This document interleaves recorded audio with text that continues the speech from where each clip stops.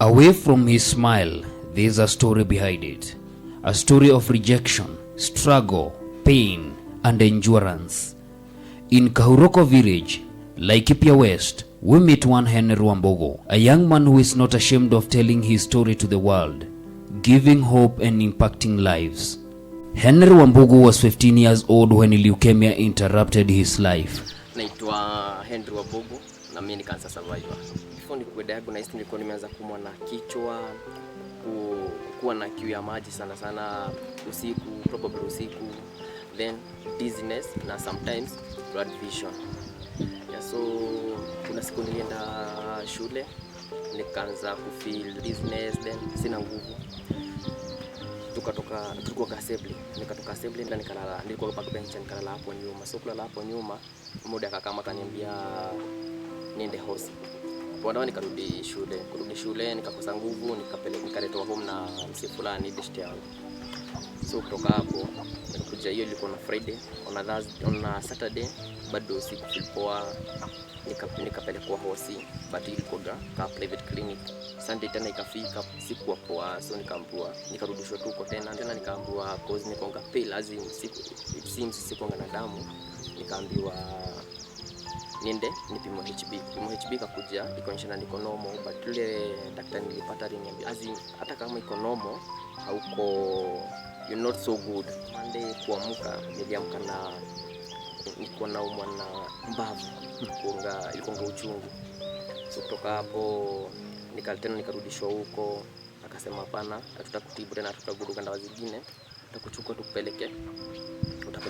He endured chemotherapy, spinal taps, blood and platelet transfusions, and life-threatening infections. Halfway to Keio Secondary School, a 15 minutes walk, he had to stop more than 4 times. He was sweating with a severe headache. His heart was racing. That's when he knew something was very wrong. His teacher offered him a bicycle so that he could reach the hospital on time, but he ended up taking hours. In the hospital, Henry was provided with Brufen 400 mg tablets and asked to go back to school.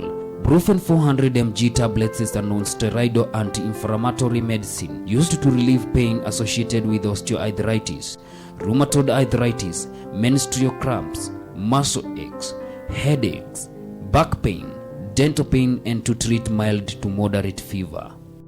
For more than 3 times, Henry was misdiagnosed with different conditions including heart problems. Nilikonga chini wakasema nifanywe azin niende echo ya roho.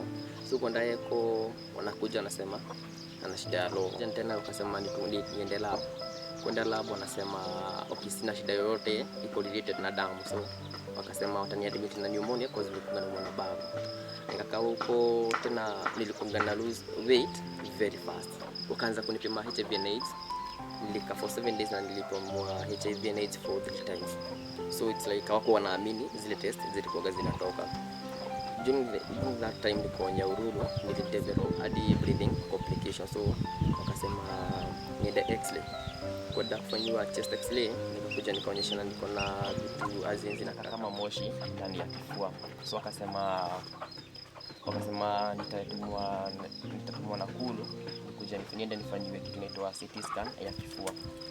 After all treatments failed in Nyahururu Sub-County Referral Hospital, he was referred to Nakuru Level 5 Hospital for more treatment. But instead, his family decided to take him to Gertrude's Children's Hospital in Nairobi. It is at this hospital where he was diagnosed with acute myeloid leukemia, AML. One of my family members akakuja akasema hapana,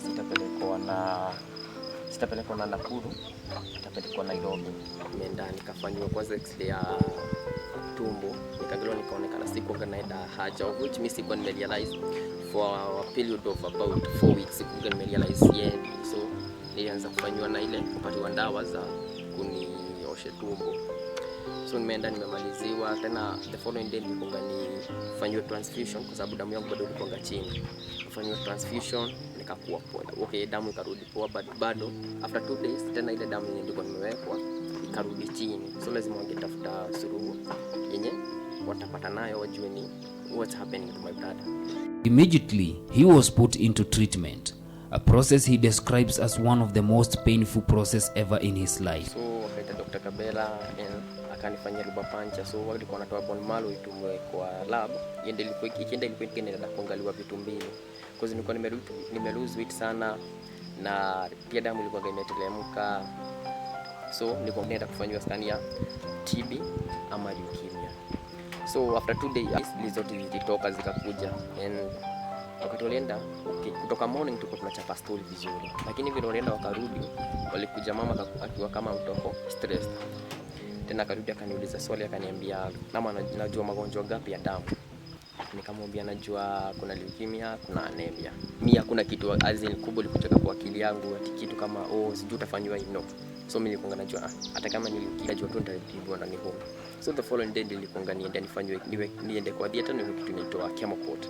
Sasa kutoka theater hapo ndo safari yangu ilianza. Uchungu, nikaanza kurealize vitu ziko worse more than vile mimi nilikuwa nafikiria. So nilikuja nikaanza kuumia, nilianza chemo immediately. According to the World Health Organization, the annual incidence of cancer in Kenya is about 28,000 new cases, with an annual mortality of 22,000 cases. That means that 78.5% of the victims do not survive. Cancer is also said to be the third leading cause of death in Kenya, after infectious diseases and cardiovascular diseases. Kenya is facing the growing high demand for cancer treatments, but the nation's very limited supply capacity with respect to diagnosis and treatment poses serious healthcare policy challenge to the government.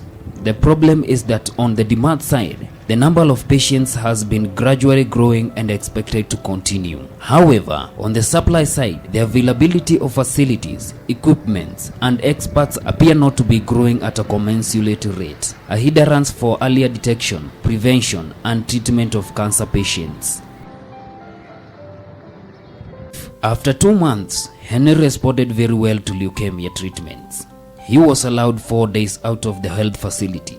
He was very happy to visit his home village and meet his classmates. Little did he know that this would leave him affected psychologically. After hiyo session ya kwanza ya chemotherapy nilikaa for allowed 2 months, then nikatoka nikapatiwa 4 days nikuje home. So after kuja home, niko na marafiki, so bado nawaamiza, alafu najua bado wako shule, so wasikaenda niko nataka kuwa meet. So nilitoka home nikaenda hadi shule kwa gate.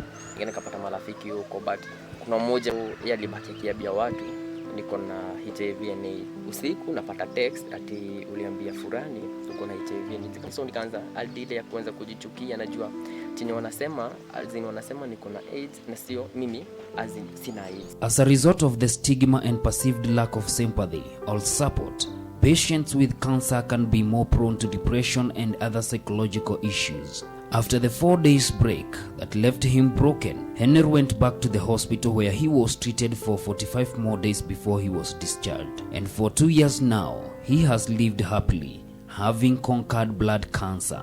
Naweza bado kitu moja iweze kuweka the right equipment kwa hospitali zake. Kama singekuwa nimediagnosewa mapema vile nilidiagnosewa, singekuwa hapa, cause nilikuwa misdiagnosed mara kadhaa. Pia naweza kila mtu ide screening mapema juu cancer the more inajulikana mapema the more iko easy to treat. All this led to another mission, becoming a young cancer advocate. Mimi nimekonka cancer, vile unaona lips ziko poa, nywele iko poa, niko healthy, mimi naweza jifanyia anything yenye nataka. To Henry, speaking out have impacted lives and brought change to the community, a challenge to us all. What impact do you have to the people around you?